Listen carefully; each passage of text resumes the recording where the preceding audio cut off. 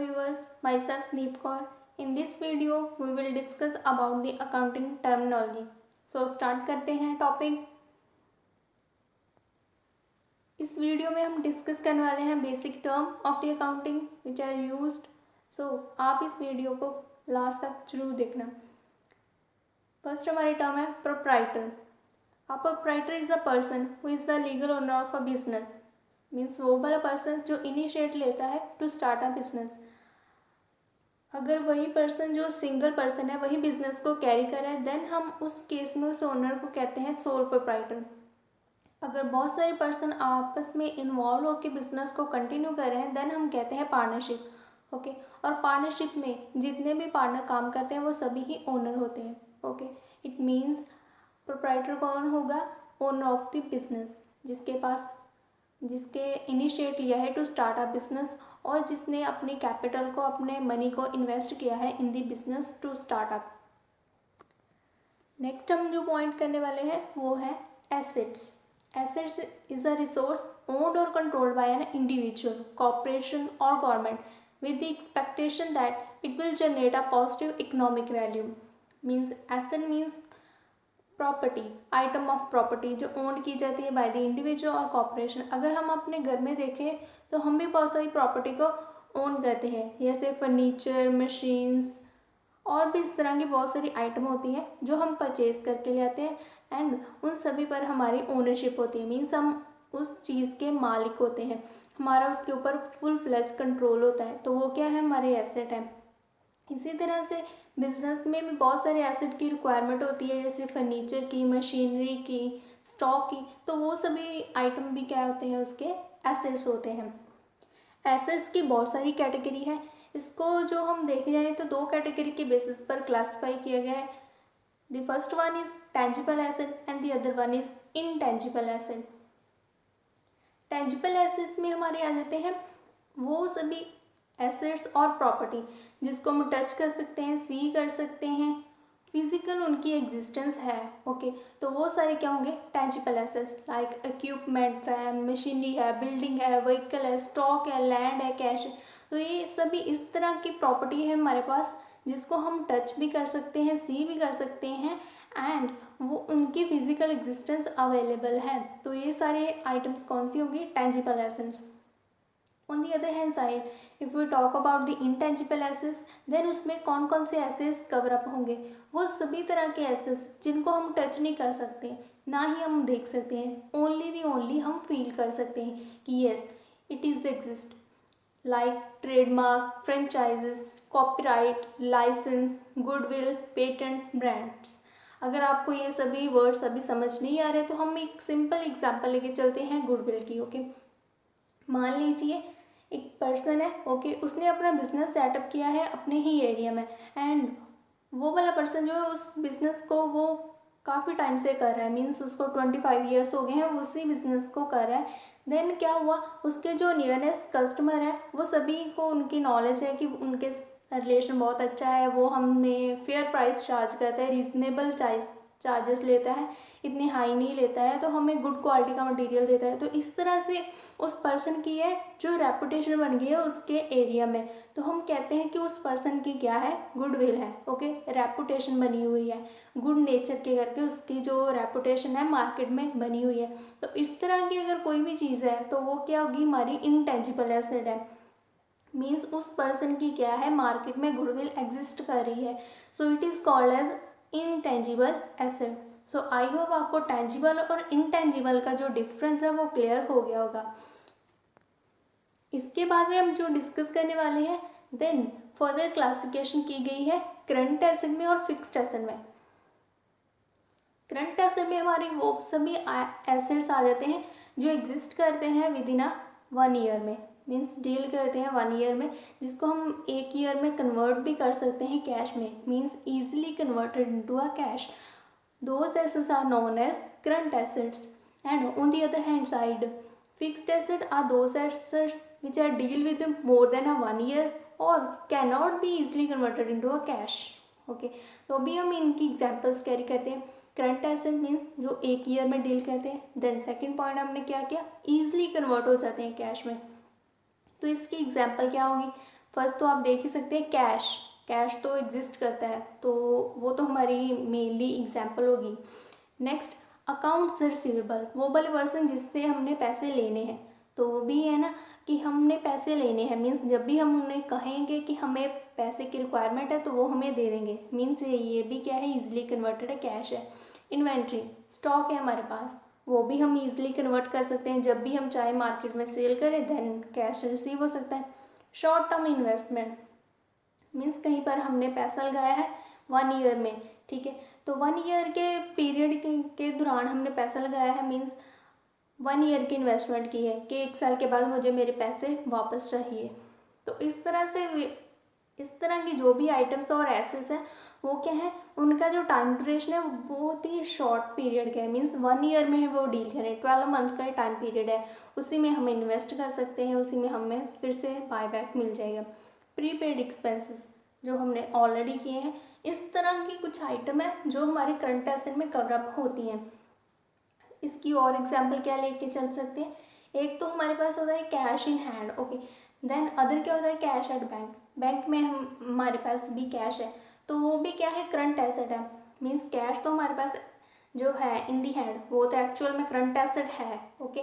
Cash at the जो bank है वो भी हमारे पास करंट एसेट है, कैसे, क्योंकि जब भी हमें रिक्वायरमेंट होगी हम बैंक के पास रहेंगे एंड वो कभी हमें मना नहीं करेंगे, उसी टाइम हमें जो पैसे चाहिए वो हमें दे देते हैं, ठीक है, तो वो भी क्या हो गए, easily converted into a cash, okay. Then इस तरह की सभी आइटम्स जो है वो करंट एसेट में कवर अप होती हैं। On the other hand side fixed asset में क्या क्या आता है, वो सभी तरह के एसेट जो मोर देन 1 ईयर में डील करते हैं, देन उनको ईजिली कन्वर्ट नहीं कर सकते हैं कैश में, like car and truck, land, furniture, building, machinery, इस तरह की आइटम है। मान लीजिए कि आपने कार परचेज़ की है आज, ओके, तो आज तो कार परचेज़ की है, इसका बेनिफिट तो आपको लॉन्ग टाइम के लिए मिलेगा, मीन्स वो 25 ईयर उसके मोर देन भी चल सकती है अगर अच्छी होगी।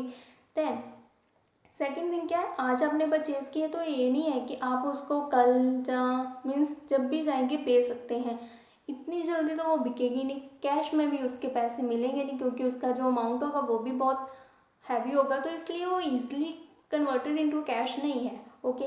एक तो ये पॉइंट हो गया। नेक्स्ट क्या हो गया कि वो बहुत टाइम अभी चलेगी, ठीक है, तो इट मीन्स वो क्या होगी, मोर देन 1 ईयर में डील करिए, तो इस तरह की आइटम्स क्या होगी, फिक्स्ड एसेट।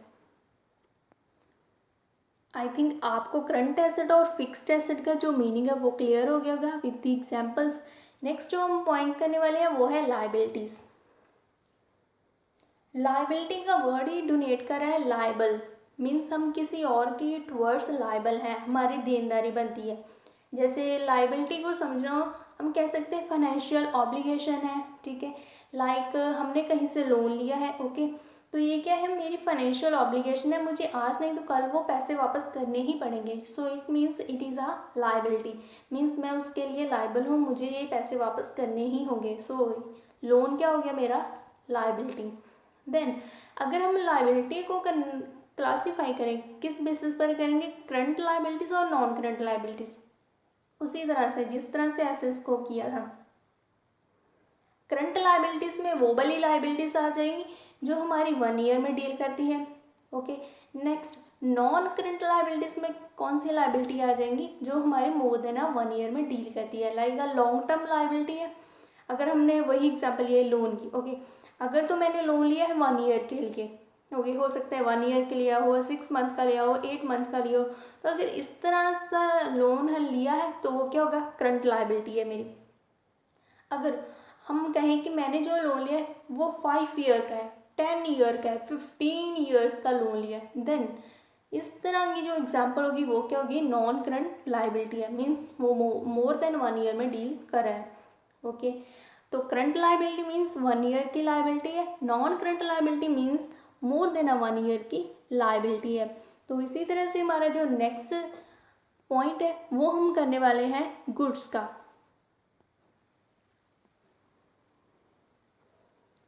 गुड्स में हमारा आ जाता है आइटम ऑफ प्रॉपर्टी जो हमने परचेज की है, ओके, हो सकता है हमने परचेज कर सकते हैं, हो सकता है उसको हमने सेल किया है, वो क्या है, हमारी गुड्स है। लाइक हमारी बेसिक नीड्स होती हैं, हम घर के लिए आइटम्स खरीद के लाते हैं तो वो सभी में क्या है, गुड्स है। सोप है, ब्रश है, देन घी है, वो सभी बेसिक आइटम्स जो हमारी बेसिक रिक्वायरमेंट है वो सभी क्या है, हमारी गुड्स है। ओके, तो इसी तरह से अगर हम अकाउंटिंग में देखें तो गुड्स का क्या मीनिंग है, मीन्स मटीरियल।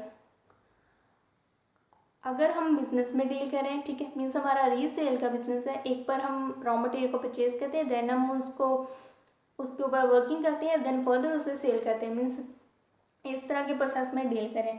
देन इस तरह के प्रोसेस में हमें क्या रिक्वायरमेंट होगी, हमें पहले रॉ मटेरियल परचेज करना पड़ेगा, देन उसके ऊपर वर्किंग करेंगे, देन हम सेल कर सकते हैं। मीन्स हम गुड में ही तो डील करें, गुड्स में ही डील करें, कुछ ना कुछ मटेरियल तो चाहिए होगा। तो इसी तरह से हम गुड के लिए अदर टर्म क्या यूज़ करते हैं, स्टॉक और इन्वेंट्री। ओके, मीन्स मटेरियल, किसी भी तरह का मटेरियल हो सकता है। देन कुछ केसेस में हम परचेज करते हैं, ठीक है, मान लीजिए कि हमारा बिजनेस है, मोबाइल मैन्युफैक्चरिंग का है, ओके, मोबाइल के ऊपर वर्किंग करनी है, देन उस केस में हम रॉ मटेरियल को परचेज करेंगे, ठीक है, वो हो गया हमारा परचेज के हमने कुछ खरीदा है, वो हो गया मेरा परचेज। देन सेल, हमने उसके ऊपर वर्किंग कर ली प्रॉपर, अभी वो पैकेजिंग भी हो गया है, रेडी है, देन हम उसे सेल कर देंगे, मीन्स उसे सोल्ड कर देंगे, देन वो क्या हो गया, सेल कैटेगरी में। कुछ केसेस में क्या होता है कि हमारे पास परचेज रिटर्न और सेल रिटर्न की ट्रांजैक्शन भी अकर होती है। जैसे मान लीजिए कि हमने जो मोबाइल सेल किया है कस्टमर को, हो सकता है हमने उसके बहुत सारे मटेरियल, मान लीजिए कि उसको हमने 15 मोबाइल के जो थे वो उसको सेल किए थे, देन उसमें से जो एक मोबाइल है वो उसे अभी रिक्वायरमेंट नहीं है, मीन्स उसे 14 चाहिए थे, हमने 15 दिए हैं। ओके, तो उसने क्या किया, वो जो है वो हमें वापस कर दिया। तो ये क्या हो गया, मैंने तो उसे सेल किया थे 15 की, उसने एक मुझे वापस कर दिया, इट मीन्स वो सेल में रिटर्न हो रहा है। तो इसी तरह से हम टर्म यूज़ करते हैं सेल रिटर्न। और सेल रिटर्न के लिए हम दूसरा वर्ड क्या यूज़ करते हैं, इनवर्ड। इनवर्ड मीन्स इन मतलब मेरे पास आना, ओके, इन मतलब अंदर आना, ओके।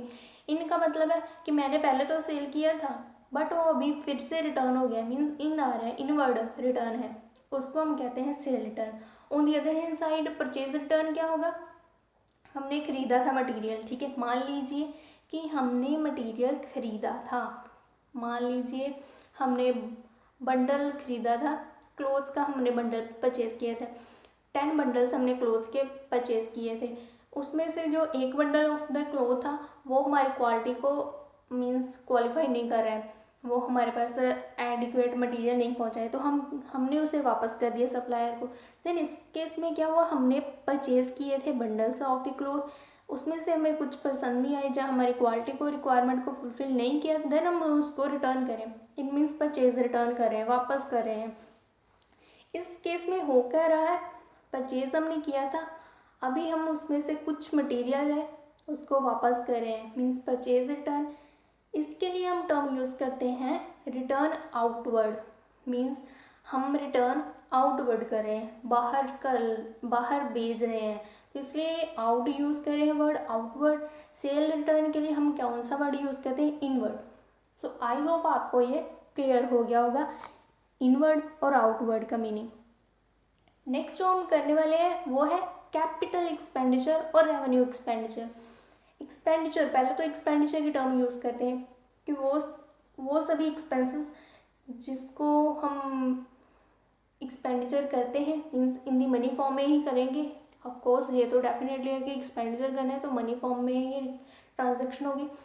हम कुछ खर्चा कर रहे हैं किसके ऊपर, कोई भी प्रॉपर्टी आइटम हो सकती है, कुछ भी हो सकता है, बट उसका जो हमें बेनिफिट मिल सकता है वो आज ही मिल जाए, हो सकता है हमें इन फ्यूचर मिले।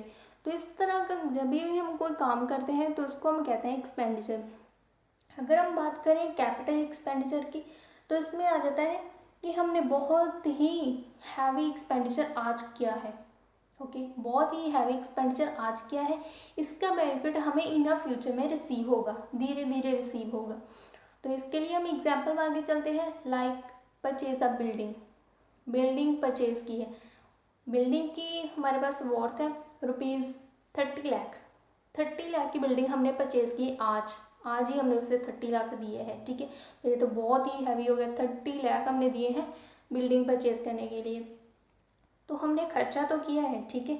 तो ये हमारा कौन सा खर्चा हो गया, कैपिटल एक्सपेंडिचर। कैपिटल कैसे, एक तो ये कि हमने प्रॉपर्टी परचेज की है। सेकंड वन क्या है कि इसका हमने आज बहुत ही हैवी एक्सपेंडिचर किया है, इसका जो बेनिफिट होगा इन फ्यूचर में रिसीव होगा। मीन्स आज बिल्डिंग परचेज की है, इसके ऊपर जब हम काम करेंगे मीन्स हमें इनकम होगी, आज नहीं हो सकती, अगले ईयर होगी, उससे नेक्स्ट ईयर होगी, उससे नेक्स्ट ईयर होगी। मीन्स इस तरह से कंटिन्यू बेसिस पर अभी हमें उससे बेनिफिट होना स्टार्ट हो जाएगा। तो इस तरह से वो वाला एक्सपेंडिचर जो तो हैवी नेचर का है। नेक्स्ट क्या है कि उसका जो बेनिफिट है इन फ्यूचर में रिसीव होगा, तो वो सभी क्या होंगे, कैपिटल एक्सपेंडिचर। ये ज़रूरी नहीं है कि प्रॉपर्टी की पर ही हो, बिल्डिंग हो सकती है, लैंड हो सकती है, मशीनरी भी हो सकती है। मशीनरी हमने आज परचेज़ की है 5 लाख की, बट इसका जो बेनिफिट होगा हमें फ्यूचर में होगा, धीरे धीरे से होगा। तो इस तरह से मशीनरी भी क्या होगी, हमारी capital expenditure. Whereas revenue expenditure का क्या मीनिंग है, वो एक्सपेंडिचर जिसका एक तो अमाउंट जो है वो इतना ज़्यादा हैवी नहीं होता है, बहुत ही स्मॉल अमाउंट होता है। नेक्स्ट है कि रेवेन्यू नेचर की है, मीन्स इसका जो बेनिफिट होगा शॉर्ट पीरियड का होगा, आज ही हो सकता है। लाइक जैसे स्टूडेंट की बेसिक रिक्वायरमेंट क्या है, उसकी books, pen pencil, stationery, okay. तो उसने आज ही मार्केट में जाके स्टेशनरी परचेज़ की है। मान लीजिए उसने 200 की स्टेशनरी परचेज़ की है, तो ये 200 की स्टेशनरी परचेज़ की है, एक्सपेंडिचर तो है उसका, बट इसका जो बेनिफिट है उसे मीन्स अब भी मान लीजिए उसको वो स्टेशनरी जो है 1 वीक चल सकती है, हो सकता है कोई स्टूडेंट है वो उसे 1 मंथ निकाले। तो इस तरह से उसका जो बेनिफिट है वो बहुत ही शॉर्टर पीरियड है। मीन्स बेनिफिट तो हो रहा है, एक्सपेंडिचर भी हो रहा है, लेकिन जो उसका बेनिफिट है उसकी टाइम ड्यूरेशन क्या है, शॉर्ट पीरियड के लिए है। रेवेन्यू एक्सपेंडिचर है, ओके। कैपिटल एक्सपेंडिचर में क्या होगा, एक्सपेंडिचर हो रहा है, मीन्स उसका जो बेनिफिट है वो इन फ्यूचर में रिसीव होगा, लॉन्ग टर्म नेचर में डील करता है। On the other hand side revenue expenditure है, वो भी एक्सपेंडिचर है, लेकिन उसका जो बेनिफिट है वो शॉर्ट पीरियड के लिए होता है, शॉर्ट टर्म के लिए होता है। नेक्स्ट जो हम पॉइंट करने वाले हैं वो है डिस्काउंट। डिस्काउंट का क्या मीनिंग है, डिस्काउंट हम कह सकते हैं कि किसी को भी डिडक्शन देनी या कुछ भी लेस करके अमाउंट देना, तो हम उसे क्या मान के चलते हैं डिस्काउंट है, okay. But in the accounting sense में जब हम बात करते हैं डिस्काउंट की, तभी क्या मीनिंग निकल के आता है उसको हम डिस्कस करने वाले हैं। हमारे पास जो डिस्काउंट की कैटेगरी है इन दी अकाउंटिंग में, वो 2 टाइप्स के होते हैं, ट्रेड डिस्काउंट होते हैं और कैश डिस्काउंट होते हैं। अभी हम इनके मीनिंग डिस्कस करेंगे। अगर हम बेसिकली पहले डिस्काउंट की बात करें तो डिस्काउंट का मीनिंग क्या है, when a customer are allowed any type of reduction in the price of goods. Means हमें रिडक्शन इन द प्राइस मिल रहा है, किसके द्वारा मिल रहा है, बाय द सेलर, तो उसको हम कहेंगे कि डिस्काउंट मिला है। मीन्स शॉपकीपर ने हमें कहा कि आपका जो अमाउंट है वो 10,000 का बना है, चलो आप मुझे अभी 9,500 रुपीज़ दे दो, 500 का मैं आपको लेस कर देता, तो ये क्या होगा, मेरा डिस्काउंट। तो अगर हम अकाउंटिंग सेंस में देखें तो 2 टर्म यूज़ करते हैं, ट्रेड डिस्काउंट और कैश डिस्काउंट। जब हम ट्रेड डिस्काउंट की बात करते हैं तो इट मीन्स रिडक्शन तो हमें मिल रही है इन द डिस्काउंट, बट वो रिडक्शन किसके ऊपर मिलेगी, in the list of price के ऊपर। मीन्स जब हम मटेरियल को परचेज करते हैं इन दी बल्क क्वांटिटी में, बहुत सारा मटेरियल एक ही साथ में परचेज करते हैं, और हम कह सकते हैं हमारी जो क्वांटिटी है वो बहुत ही लार्ज है, ठीक है। ये नहीं है कि एक ही मटेरियल परचेज कर रहे हैं, नो, हम क्या बहुत सारे मटेरियल है जो एक साथ परचेज कर रहे हैं, तो उस टाइम पर हमें अगर डिस्काउंट मिलेगा तो वो डिस्काउंट कौन सा होगा, trade discount. And the on the other side cash discount क्या होगा, किसके लिए ये रिक्वायरमेंट नहीं है कि आपने ब्लक में ही परचेज किया हो, नो। कैश डिस्काउंट हमें इजीली मिल जाता है, किस लिए, ताकि सेलर चाहता है कि मेरे जो पैसे हैं वो आज ही मुझे मिल जाए, तो इसीलिए वो कैश डिस्काउंट प्रेफर करता है कस्टमर को। तो हम मान के चलते हैं कि कस्टमर जो है वो मोटिवेट करता है, सप्लायर जो है वो मोटिवेट करता है किसको, कस्टमर को, ताकि वो आज ही उसे पेमेंट दे दे। लाइक इसके लिए एग्जांपल लेके चलते हैं कि हमने लैपटॉप परचेज़ किया है, ठीक है, उसकी वो होता है 30,000।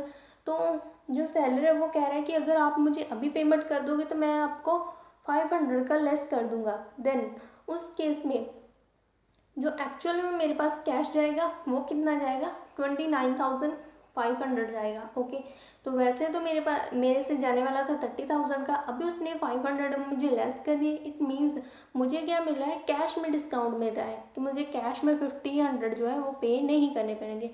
एंड एक और इम्पॉर्टेंट पॉइंट क्या है, हिंदी अकाउंटिंग सेंस में हम कैश डिस्काउंट को शो करके चलते हैं। मीन्स अगर हमें कैश डिस्काउंट रिसीव हो रहा है तो उसकी हम फुल फ्लैश एंट्री पाएंगे इन दी बुक्स ऑफ अकाउंट में। बट अगर हमें ट्रेड डिस्काउंट मिला है तो हम वैसे ही हम राइट ऑफ कर देंगे, मीन्स माइनस कर देंगे अमाउंट से। मान लीजिए मैंने 50,000 का कोई मटेरियल परचेज़ किया, उससे 1,000 का मुझे ट्रेड डिस्काउंट मिला है।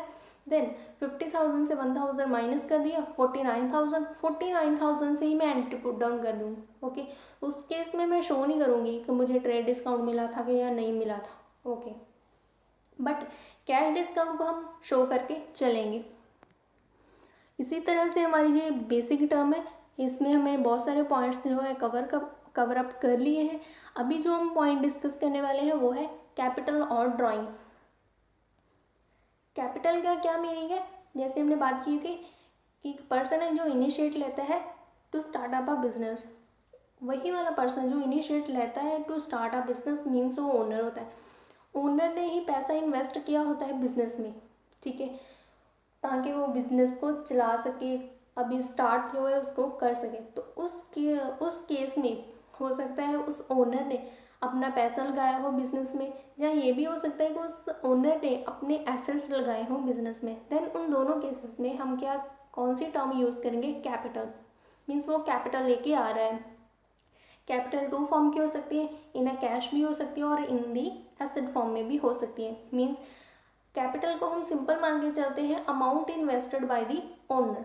हो सकता है वो अमाउंट इन अ कैश हो सकता है वो इन अ एसेट फॉर्म में हो। Okay, on the other side drawing का क्या मीनिंग है कि वही वाला पर्सन है, ओनर है, उसको भी थोड़े टाइम के बाद कुछ पर्सनल रिक्वायरमेंट होगी है, तो वो क्या चाहता है कि बिजनेस में जो मैंने पैसे लगाए थे उसमें से कुछ अमाउंट मुझे मिल जाए। मीन्स वो विड्रॉ कराना चाहता है बिजनेस से कुछ अमाउंट।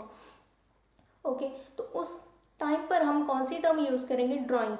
तो ड्राइंग भी हमारी टू टर्म की हो सकती है, जैसे हमने कहा ना कैपिटल भी कैश में भी हो सकती है और एसेट में भी हो सकती है, ठीक है, कि वो वाला बिजनेस जो पर्सन जो है स्टार्ट करे बिजनेस को, वो कैश भी लेके आ सकता है और एसेट भी लेके आ सकते हैं। तो इसी तरह से ड्राइंग के केस में क्या होगा, उसी पर्सन को रिक्वायरमेंट है, हो सकता है उसे कैश की रिक्वायरमेंट हो तो वो कैश लेके जा रहे हैं, हो सकता है उसे एसेट की रिक्वायरमेंट है तो वो एसेट लेके जा रहे हैं। दोनों ही टाइम पर अलग अलग जो है टर्म को यूज़ करते हैं। जब वो पैसे लेके आ रहा है और एसेट लेके आ रहा है देन हम टर्म यूज़ करते हैं कैपिटल। अगर वो पर्सन विड्रॉ कर रहा है देन हम टर्म यूज़ करते हैं drawing.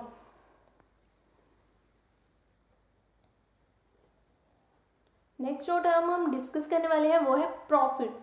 Profit is the surplus of revenue of a business over it's cost.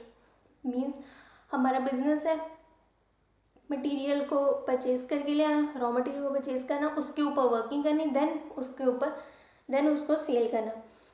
It means हम क्या कर रहे हैं, पहले रॉ मटेरियल परचेज किया, ठीक है, परचेज करने की भी कुछ ना कुछ कॉस्ट होगी, देन उसके ऊपर वर्किंग करें, वर्किंग की भी कॉस्ट होगी, ऐसे एम्प्लॉय को पैसे देने हैं, सैलरी देनी है, वो सभी, तो वो क्या होगी हमारी कॉस्ट।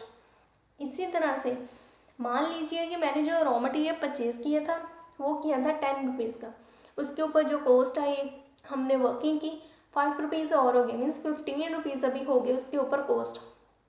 जब हम कस्टमर को सेल करें, मान लीजिए मैं उस कस्टमर को कितने का सेल कर रही हूँ, 25 का। ओके, तो इट मीन्स मेरी कॉस्ट आ रही थी 15 रुपीज़, बट मैंने एक्चुअल में कस्टमर को सेल किया 25 का। दोनों के बीच में डिफरेंस कितना है, 10 का। तो ये 10 रुपीज़ क्या होंगे मेरे profit. Okay, it means profit is the surplus of revenue of a business. जो भी बिजनेस का एक्स्ट्रा वो पैसे कमाते हैं वो, उसके लिए हम कौन सी टर्म यूज़ करते हैं, प्रॉफिट। और प्रॉफिट को भी क्लासिफाई किया गया है दो बेसिस पर, ग्रॉस प्रॉफिट भी हो सकता है और नेट प्रॉफिट भी हो सकता है। ग्रॉस प्रॉफिट का क्या मीनिंग है? Is the difference between the sale revenue or the proceed of goods sold or the services rendered aware से डायरेक्ट कॉस्ट। मीन्स हम मान के चले कि ग्रॉस प्रॉफिट का क्या मीनिंग होगा, हमने जितनी सेल की है, ओके सिंपल टर्म में समझते हैं, हमने जितनी सेल की है उससे कॉस्ट को माइनस कर दिए। जैसे हमने एग्जांपल ली थी, हमने सेल की है 25 की, ओके तो कॉस्ट हमारी कितनी आ रही थी 15 की, 25 से 15 माइनस किए, बाकी कितने बचे हमारे 10 क्या हो गया मेरा ग्रॉस प्रॉफिट, ओके। अगर हम बात करें नेट प्रॉफिट की, नेट प्रॉफिट क्या है? Is the profit made after allowing for all expenses, in case expenses are more than the revenue it is a net loss. हम नेट प्रॉफिट को कैसे कैलकुलेट करते हैं और हम सिंपल टर्म में कैसे समझ सकते हैं? हमने जितना भी ग्रॉस प्रॉफिट कमाया है उससे भी हमें सभी तरह के एक्सपेंसेस माइनस करने हैं। वो कौन से एक्सपेंसेस होंगे? इनडायरेक्ट एक्सपेंसेस होंगे। इनडायरेक्ट एक्सपेंसेस मीन्स जैसे सैलरी है, रेंट है, कैरिज आउटवर्ड है, इस तरह से एक्सपेंसेस जो ऑफिस के एक्सपेंसेस हुए हैं उसके ऊपर उनको माइनस करना है। तो उनको जब प्रॉफिट आया था मेरा 10 रुपीज़, मान लीजिए मैंने उसमें से जो सैलरी दी थी वर्कर को, रेंट दिया था बिल्डिंग को, उन सभी की कॉस्ट थी मान लीजिए 5 रुपीज़ थी, ओके। तो अभी जो मेरा 10 रुपीज़ का ग्रॉस प्रॉफिट आया था उसमें से अभी मैं 5 रुपीज़ और माइनस कर रही हूँ कि वो था मेरे एक्सपेंसेस थे। अभी मेरे पास कितना बचा? 5 क्या मेरा नेट प्रॉफिट बचा है कि अभी ये वो वाला पोर्शन ऑफ द प्रॉफिट है जिसको अभी कहीं पर भी माइनस नहीं करना है, बट बस इसको लास्ट पॉइंट है, इसको हम डिस्ट्रीब्यूट करना है जितने भी उस कंपनी में उस बिजनेस में पर्सन इन्वॉल्व हैं उनमें, ओके।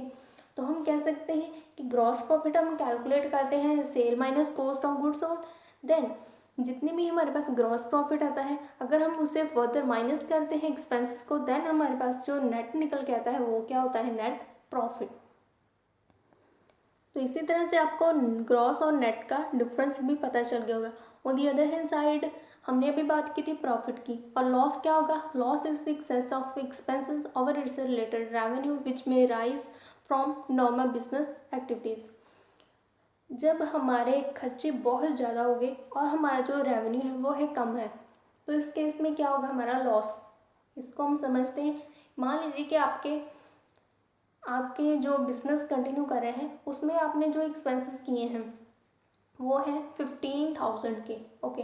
तो जो इस सभी प्रोसेस करने के बाद आपने जब सेल की तो आपने फाइंड आउट किया कि मेरी इनकम कितनी हो रही है 12,000 की, आपके एक्सपेंसेस कितने थे 15,000 के, अभी आपको जितने रेवेन्यू कितना हो रहा है 12,000 का। इट मीन्स एक्सपेंसेस बहुत ज़्यादा है, रेवेन्यू तो बहुत कम आए हैं, इट मीन्स मुझे 3,000 का क्या हो रहा है? लॉस। तो इसी टर्म को हम यूज़ करते हैं loss term. Then it decreases the owner's equity, yes of course it also refers to money and money's worth lost or cost incurred against which the enterprise receives no benefit, example cash or good lost in theft। Means loss तो किसी भी form में हो सकता है, okay. हो सकता है कि कैश फॉर्म में हुआ हो, या ये भी हो सकता है कि हमारी जो गुड्स है वो लॉस्ट हो गई हैं, थेफ्ट हो गया है, ओके। तो इस केस में हमें जो लॉस हुआ है वो कैश के फॉर्म में नहीं हुआ है, बट हमें लॉस तो ज़रूर हुआ है। इट मीन्स जो ओनर की इक्विटी है उसकी जो वैल्यू है वो डिक्रीज हुई है। It also rises from event of non recurring nature, example loss on sale of fixed asset. Yes, हमने फिक्स्ड एसेट को सेल किया है तो उसके ऊपर जितना प्राइस मिलना चाहिए था उससे कम मिल रहा है, तो इट मीन्स वो भी क्या हो गया? लॉस हो गया मेरा। तो इस तरह से जो लॉस की कैटेगरी है वो डिफरेंट वे से हो सकती है। मीन्स लॉस इम्पॉर्टेंट नहीं है कि कैश की फॉर्म में ही हो, गुड्स की फॉर्म में भी हो सकता है, किसी और टर्म में भी हो सकता है। अभी हम जो डिस्कस करने वाले हैं वो है इन्वेंट्री। इन्वेंट्री का क्या मीनिंग है? Stock is the tangible property, okay. Tangible का मीनिंग भी आपको क्लियर हो गया होगा, held by an enterprise for the purpose of sale in the ordinary course of business, for the purpose of using it in the production of goods. Inventory means stock material, किसके लिए हम purchase करें? ताकि हमें production करनी है goods की, means हमने उसके ऊपर फर्दर वर्किंग करनी है। मीन फॉर सेल और सर्विसेज टू बी रेंडर, ताकि हम फर्दर सेल कर सकें या फिर सर्विसेज दे सकें। स्टॉक में भी ओपनिंग स्टॉक भी हो सकता है और क्लोजिंग स्टॉक भी हो सकता है। मीन्स स्टॉक की भी डिफरेंट कैटेगरी है, रॉ मटेरियल भी हो सकता है, वर्क इन प्रोग्रेस भी हो सकता है, एंड फिनिश गुड्स भी हो सकता है। वो वाला मटेरियल जो अभी हमने परचेज किया है वो है स्टॉक ऑफ रॉ मटेरियल, जिसके ऊपर वर्किंग हो रही है, काम चल रहा है अभी, वो है स्टॉक वर्किंग इन प्रोग्रेस। और वो वाला स्टॉक जो अभी फिनिश हो गया है, पैकेजिंग वगैरह सब कुछ हो गया, अभी बस सेल करना है, तो वो क्या हो गया, फिनिश स्टॉक। इसी तरह से हम टर्म यूज़ करते हैं इन्वेंट्री में, 3 तरह के टर्म। ओके, अभी जो हम पॉइंट डिस्कस करने वाले हैं वो है डेटर्स। डेटर्स का क्या मीनिंग है, अ पर्सन और फॉर्म और company which owes amount to the enterprise on account of credit sale of goods और सर्विसेज। मीन्स हमने क्रेडिट पर सेल की है, क्रेडिट मीन्स उधार दिए पर सेल किए है। मान लीजिए कि एक्स पर्सन है, ठीक है, सेलर है एक्स, एक्स ने वाई को गुड्स दी हैं, एक्स ने वाई को गुड्स दी हैं, तो वाई की क्या लाइबिलिटी बनती है कि वो कैश दे, बट वाई कह रहा है कि मैं अभी आपको कैश नहीं दे सकता है, इट मीन्स वो थोड़े टाइम के बाद देगा। तो वो क्या होगी, इस टाइम पर एक्स ने तो अपनी goods they the but why ने कैश नहीं दिया, इट मीन्स ये क्या होगी, क्रेडिट सेल होगी। तो इस टाइम ड्यूरेशन पर एक्स जो है वो अपनी बुक्स ऑफ अकाउंट में क्या लिखेगा कि वाई क्या है, मेरा डेटर है। डेटर कैसे, कि वो वाला पर्सन जिससे मैं अभी पैसे लेने वाला हूँ, ओके, अभी आए नहीं है, लूँगा जब भी मुझे मिलेंगे। ओके, तो इस तरह से एक्स अपनी बुक्स में क्या एंट्री पाएगा कि मैंने सेल तो की है, लेकिन जो वाई है वो क्या है, मेरा डेटर है, मीन्स मैंने उसे क्रेडिट सेल ऑफ गुड्स की है। Okay, the amount due from his, it is a debt, उधार लिया है, एक तरह का उधार ही मान सकते हैं कि उससे मैंने अभी अपने पैसे वापस लेने हैं। The amount due from a person as per the books of account is called a book debt, हम उसे बुक डेट मान के चलते हैं। On the other hand side, जैसे हमने डेटर्स का पॉइंट किया था, इसी तरह से हम क्रेडिटर का पॉइंट भी करते हैं। इसके लिए हम थोड़ा सा पॉइंट ऑफ व्यू चेंज करते हैं। उसमें हमने डिस्कस किया था कि क्रेडिट सेल कर रहे हैं, तो इसमें हम डिस्कस करने वाले हैं उसका रिवर्स, क्रेडिट परचेज किया है गुड्स और सर्विसेज का, ठीक है। इस केस में मान के चलते हैं कि मान लीजिए कि मोहन है, मोहन और राम जो आपस में डील करे हैं, ओके। तो इस केस में हम मान के चले हैं कि आप देख सकते हैं बायर और सेलर के बीच में ट्रांजैक्शन होगी, तो हम क्या देख के चले हैं कि वो परचेज तो करेगा लेकिन उस केस में वो कैश नहीं देगा। मान लीजिए कि सेलर कौन है, राम है, और बायर कौन है, मोहन है। मोहन ने क्या कहा कि मैं परचेज करूँगा गुड्स, मीन्स उसके पास जो है गुड्स आ गई, बायर के पास क्या आ गई, गुड्स आ गई। सेलर ने गुड्स दिए हैं और बायर के पास गुड्स आ गई हैं, बट बायर अभी कैश नहीं देने वाला है, अभी नहीं देगा, मीन्स कुछ टाइम ड्यूरेशन के बाद देगा, 15 डेज के बाद देगा, 1 मंथ के बाद देगा, तभी देगा, अभी नहीं देगा। इट मीन्स वो क्या होगी, क्रेडिट परचेज ऑफ गुड्स होगी। देन इस केस में क्रेडिट परचेज ऑफ गुड्स कर रहे हैं, देन हम क्या कर रहे हैं, बुक्स ऑफ अकाउंट में क्या शो करके चलेंगे, अ पर्सन और a firm or a company to whom the enterprise owes amount on account of credit purchase of goods और सर्विसेज। मीन्स हम उस पर्सन को शो तो करेंगे अपनी बुक्स ऑफ अकाउंट में, क्योंकि उससे हमें अभी पैसे नहीं दिए हैं, अभी देने हैं, ठीक है। मीन्स इस केस में हम मान के चलते हैं कि मान लीजिए कि मान लीजिए कि मोहन ने जो गुड्स है वो परचेज किए हैं, तो मोहन ने अभी तो पैसे नहीं दिए लेकिन देने तो पड़ेंगे उसे, तो वो अपनी बुक्स ऑफ अकाउंट में क्या लेके चलेगा कि येस मेरे पास गुड्स आ गई हैं बट मुझे अभी पैसे देने हैं। इट मीन्स वो क्या हो गया, क्रेडिटर हो गया। मीन्स अपनी ही बुक्स में वो शो करके चला है कि मैं क्या हूँ, क्रेडिटर हूँ, मैंने उधार लिया है उसको वापस करना है। ओके, पिछले केस में हमने किया था कि किसी और पर्सन को अपनी बुक्स में हम शो करके चलते हैं, वो क्या है, डेटर है, ठीक है। इस केस में हम कर रहे हैं क्रेडिटर, मीन्स हम क्या कह रहे हैं कि मेरी लाइबिलिटी बनती है कि मैं उस पर्सन को पैसे दूँ, तो इस केस में मैं शो करूँगा अपनी बुक्स में कि मैं क्या हूँ, क्रेडिटर हूँ, मेरी क्या है, लाइबिलिटी है, क्योंकि मैंने गुड्स परचेज किए हैं ऑन द क्रेडिट बेसिस पर, आज नहीं तो कल मुझे पैसे देने पड़ेंगे, it means I am the creditor. तो इसको हम शो करेंगे लाइबिलिटी साइड में, क्योंकि ये लाइबल है कि पैसे देने पड़ेंगे। उसी तरह से डेटर क्या है, एसेट है, जिससे पैसे मुझे रिसीव होंगे, इट मीन्स उसको मैं एसेट साइड शो करूँगा। देन अगर हम बात करें वाउचर क्या होता है, वाउचर का क्या मीनिंग है, it is an evidence of a business transaction. हम डॉक्यूमेंट मान के चलते हैं कि मान लीजिए जैसे हम अभी तो जीएसटी का इम्प्लीमेंट हो गया, तो अभी बिल्स हमें मिलते हैं, मीन्स हम जब भी कुछ भी परचेज करते हैं उस केस पर हमें बिल मिल जाता है, तो वो बिल क्या है, वाउचर होता है एक तरह का। इसको हम कैश मेमो भी कह सकते हैं, इनवॉइस और बिल भी कह सकते हैं, डेबिट रिसिप्ट और क्रेडिट रिसिप्ट नोट भी कह सकते हैं। इसी तरह से हम कहते हैं ये एक डॉक्यूमेंट्री प्रूफ है, ठीक है, हमारी जितनी भी हमने सेल की हैं, परचेज की हैं, उसका रिकॉर्ड है। एंड इम्पॉर्टेंट पॉइंट क्या है, ये हमें डिस्प्यूट सेटलमेंट में भी हेल्प करता है। जब भी डिस्प्यूट अराइज होगा, कोर्ट में जाएंगे, तो उस टाइम ड्यूरेशन पर हम एज अ एविडेंस शो कर सकते हैं वाउचर को, बिल को, इनवॉइस को।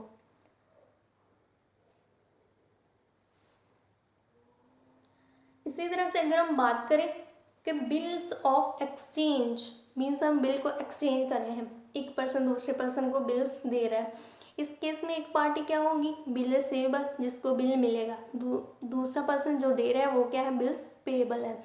तो अभी हमने सिंपल टर्म को यूज़ करना है, अभी हमने इनकी डिटेल नहीं करनी है, अभी हम डिटेल करेंगे आगे।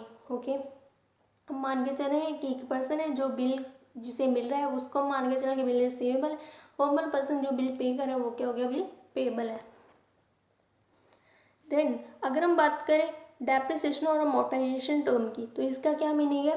डेप्रिसिएशन का पहले तो समझते हैं, it is a fall in the value of an asset, asset की वैल्यू को डिक्रीज होना। मीन्स मान लीजिए कि हमने एक कार परचेज की है 30 लाख की, नेक्स्ट ईयर क्या होगा, उसकी कुछ ना कुछ वैल्यू का रिडक्शन हो जाएगी, मीन्स वो उतने की नहीं रहेगी। 30 लाख है तो 30 लाख की नेक्स्ट ईयर थोड़ी ना रहेगी, उसकी वैल्यू थोड़ी सी कम हो जाएगी। तो जो वैल्यू कम होगी 1000 मान लीजिए कम हुई है, तो वो 1000 क्या है, हमारी डेप्रिसिएशन है। और ये वाली डेप्रिसिएशन क्यों होती है, बिकॉज ऑफ यूजेस, हम उसे यूज़ कर रहे हैं, ठीक है, with the passes of time है, थोड़ा टाइम बीत गया है, ऑब्सोलेंस हो गया, अभी वो न्यू वन नहीं है, पुराना मॉडल हो गया है, एक्सीडेंट हो गया है, उसकी थोड़ी सी रिपेयर वगैरह कराई, तो इस तरह से क्या है, वो उसकी डेप्रिसिएशन हो रही है। हम डेप्रिसिएशन को मान के चलते हैं the plan write down of the business assets over the time due to wear and tear and obsolescence. तो इसको हम मान के चलते हैं कि हमने उसको यूज़ किया है, ठीक है, तो यूज़ करने से क्या होगी है, उस एसेट की जो वैल्यू है वो कम हो रही है, तो उस टाइम ड्यूरेशन पर हम कौन सी टर्म यूज़ करेंगे, डेप्रिसिएशन ऑफ एसेट। दूसरे टर्म क्या है, अमोर्टाइजेशन। डेप्रिसिएशन टर्म को हम यूज़ करते हैं जब हमारे जो एसेट की वैल्यू डिक्रीज हो रही है, वो क्या है, टेंजिबल एसेट की वैल्यू डिक्रीज हो रही है, देन हम टर्म यूज़ करेंगे डेप्रिसिएशन। ओके, लाइक बिल्डिंग होगी, प्रॉपर्टी होगी, मशीनरी होगी, कार होगी, ट्रक हो गया, ये इस तरह की अगर हमारी प्रॉपर्टी है, देन उसकी वैल्यू अगर डिक्रीज हो रही है, देन हम टर्म यूज़ करेंगे डेप्रिसिएशन। अमोर्टाइजेशन की टर्म को कभी यूज़ करेंगे, जब हमारे इनटेंजिबल एसेट की वैल्यू डिक्रीज होगी। मान लीजिए मेरे गुडविल की पहले वैल्यू थी 1 लाख, अभी जो उसकी वैल्यू वो 80,000 हो गई है, इट मीन्स मेरी गुडविल क्या है, इंटेंजिबल एसेट है, उसकी वैल्यू डिक्रीज हो रही है, देन उस टाइम ड्यूरेशन पर मैं कौन सी टर्म यूज़ करूँगी, अमोर्टाइजेशन। इसी तरह से डेप्रिसिएशन और अमोर्टाइजेशन की 2 डिफरेंट टर्म्स हैं, उनको एक साथ कंबाइन नहीं करना है। नेक्स्ट हम बात करने वाले हैं अकाउंट। अकाउंट को अगर हम सिंपल लेमन के अकॉर्डिंग समझें तो क्या होगा, अकाउंट क्या है, बैंक में हमारा अकाउंट है, यस अकाउंट है, उसमें क्या करते हैं, वो बुक्स ऑफ अकाउंट में एंट्री को रिकॉर्ड करते हैं, कब ये पैसे डिपॉजिट कर रहे हैं, कब विड्रॉ कर रहे हैं, तो उस टाइम ड्यूरेशन को नोट डाउन करते हैं। तो इसी तरह से अकाउंटिंग में अकाउंट क्या होता है, मीन्स एक टी फॉर्म में अकाउंट बनाना, ठीक है, जिसमें हम कुछ एंट्री को डेबिट साइड में रिकॉर्ड करते हैं, कुछ एंट्री को क्रेडिट साइड में रिकॉर्ड करते हैं। तो इसी तरह से हमने टी फॉर्म में, जो आप पिक्चर में देख सकते हैं कि टी की फॉर्म में हम अकाउंट बना रहे हैं, कुछ एंट्री को हम लेफ्ट हैंड साइड पर रिकॉर्ड करते हैं, कुछ को हम राइट हैंड साइड पर रिकॉर्ड करते हैं। एंड वो वाली एंट्री जो लेफ्ट हैंड साइड पर आती है उसको हम कौन सी साइड कहते हैं, डेबिट साइड कहते हैं, एंड राइट हैंड साइड की एंट्रीज को हम क्या कहते हैं, credit side entry. It means हम जनरल में भी अकाउंट बनाएंगे, लेजर में भी बनाएंगे, सब्सिडरी बुक्स में भी अकाउंट बनाएंगे। जैसे मान लीजिए राम का अकाउंट बना रहे हैं, ठीक है, राम के कुछ एंट्री इस साइड डेबिट साइड पा रहे हैं, कुछ एंट्री क्रेडिट साइड पा रहे हैं। मोहन का बना रहे हैं, एक्स का बना रहे, जेड का बना रहे, किसी भी पर्सन का बना रहे, उसके ऊपर, अकाउंट के ऊपर हम उसका नाम मेंशन करेंगे, ठीक है, राम्स अकाउंट। देन हम उसकी टी फॉर्म बनाएंगे, देन उसकी एंट्री पुट डाउन करनी स्टार्ट कर देंगे। तो ये हो गया हमारा अकाउंट। नेक्स्ट हम बात करने वाले हैं types of account. It is a most important topic of the accounting because whole of the accounting process is based upon these terms. इसको हम गोल्डन रूल्स भी कहते हैं, बट अभी हम फिलहाल इनके सिर्फ मीनिंग क्लियर करने वाले हैं। अकाउंट को क्लासिफाई किया गया है दो कैटेगरी के बेसिस पर, पर्सनल और impersonal. Person means natural person, ठीक है, ह्यूमन बींग्स, जैसे राम है, मोहन है, सीता है, गीता है, वो सभी क्या है, पर्सन है, ठीक है। ये क्या है, नेचुरल ह्यूमन बींग है। अगर हम इनके अकाउंट बनाएंगे तो वो कौन सी कैटेगरी में आएंगे, पर्सनल अकाउंट में। इम्पर्सनल में कौन से आएंगे, मीन्स ह्यूमन बींग से अलावा भी बहुत सारी आइटम होती हैं, जैसे एसेट्स होते हैं, लाइबिलिटीज़ होती हैं, हमारे पास एक्सपेंसेस होते हैं, इनकम होते हैं, वो सभी पर्सन ही होते हैं, लेकिन हाँ अकाउंट जरूर होते हैं। तो उस कैटेगरीज को हम कैसे क्लासीफाई करते हैं, रियल और नॉमिनल बेसिस पर। रियल में आ जाते हैं हम इक्विपमेंट को, एसेट्स को, सभी को डील करते हैं रियल अकाउंट के में थ्रू। रियल अकाउंट में हम रूल को फॉलो करते हैं, ठीक है। तो इसमें हम मान के चलते हैं कि जब भी हमारे पास एसेट आएगा तो उसको हम लिखेंगे डेबिट साइड में, जब हमारे पास से कुछ आएगा तो उसको लिखेंगे हम क्रेडिट साइड में। Means debit what comes in, credit what goes out. उसी तरह से नॉमिनल अकाउंट में हम क्या चीज़ों को डील करते हैं, नॉमिनल में हम डील करते हैं जितने भी हमारे एक्सपेंसेस और इनकम होगी उन सभी को हम किसके थ्रू एंट्री पुट डाउन करेंगे, थ्रू दी नॉमिनल अकाउंट के अकॉर्डिंग, ओके। मीन्स उसका रूल को फॉलो करेंगे और नॉमिनल अकाउंट में एंट्री पुट डाउन कर देंगे। मीन्स अगर हमारे पास नेचुरल पर्सन है, ठीक है, तो उसकी एंट्री हम किसके अकॉर्डिंग पाएंगे, पर्सनल अकाउंट के अकॉर्डिंग। अगर हमारे पास कोई एसेट है, लायबिलिटी है, कुछ इस तरह से एसेट है, देन हम उसकी एंट्री किस रूल के अकॉर्डिंग पाएंगे, रियल अकाउंट के अकॉर्डिंग। नॉमिनल अकाउंट में हमारी कौन सी आइटम आ जाती है, एक्सपेंसेस हो गए, इनकम हो गए। और एक्सपेंसेस और इनकम किस काइंड में हो सकते हैं, लाइक हमने सैलरी पे की है, रेंट पे किया है, कमीशन हमें रिसीव हो रही है, ठीक है, कमीशन रिसीव है, इट मीन्स ये मेरी इनकम है। रेंट मैंने पे किया है, ये क्या है, मेरा एक्सपेंस है। उसी तरह से बोनस रिसीव है, इंटरेस्ट रिसीव हो रहे हैं, देन ये क्या है, मेरी इनकम है। तो इसी तरह से हम इनकम और एक्सपेंसेस को, सभी तरह के इनकम और एक्सपेंसेस को किसके थ्रू डील करेंगे, नॉमिनल अकाउंट है। रियल अकाउंट में हमारे आगे एसेट है, मशीनरी है, फर्नीचर है, स्टॉक है, परचेज है, गुड्स है, वो सभी तरह की आइटम्स।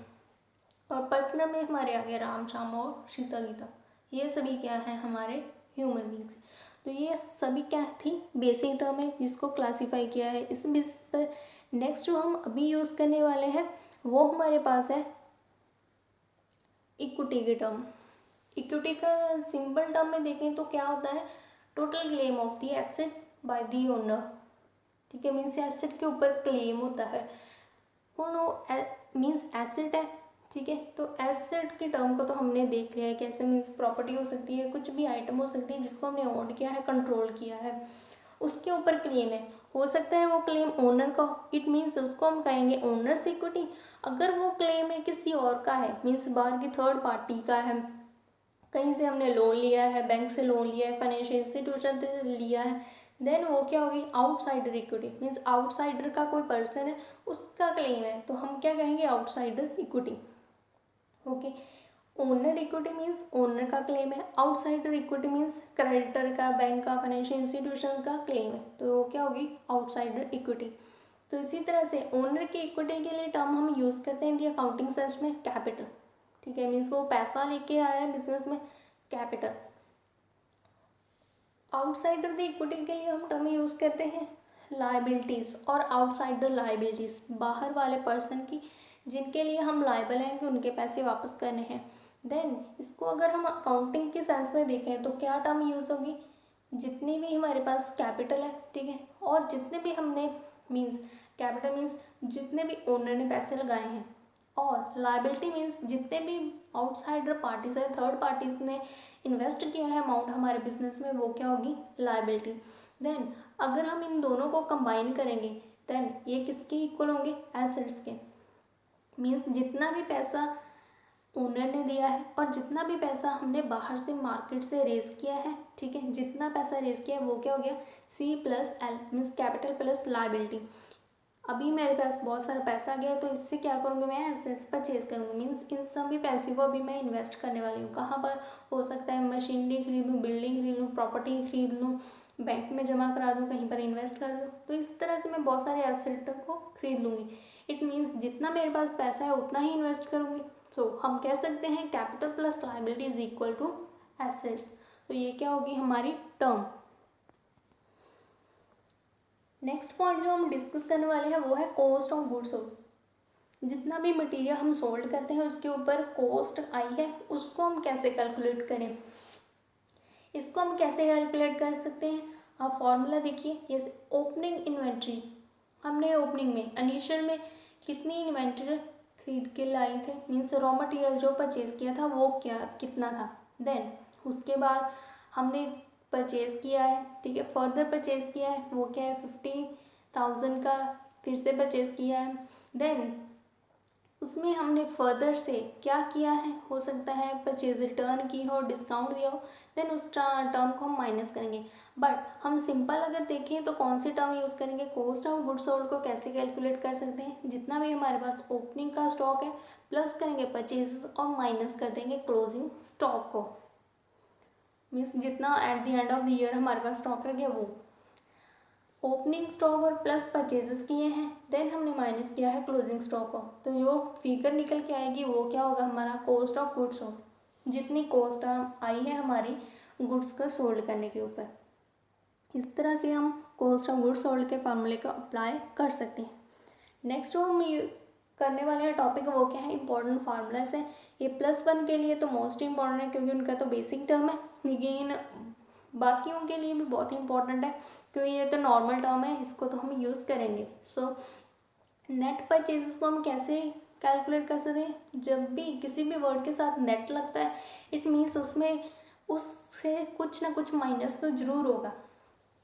इसी तरह से नेट परचेज में मीन्स हमने परचेज नेट निकालना है कि कितना आया है, देन जितना भी हमने परचेज किया है, मान लीजिए मैंने परचेज किया है 5 लाख का, परचेज रिटर्न 50,000 का मटेरियल मुझे पसंद नहीं था, मैंने वापस कर दिया। इट मीन्स अभी मैं क्या करूँगी, उसमें से माइनस कर दूँगी 50,000, तो जितना भी अमाउंट आएगा वो क्या हो गया मेरा नेट परचेज की। अभी मेरे पास नेट परचेज कितना बचा है, ये वाला मटेरियल बच गया है।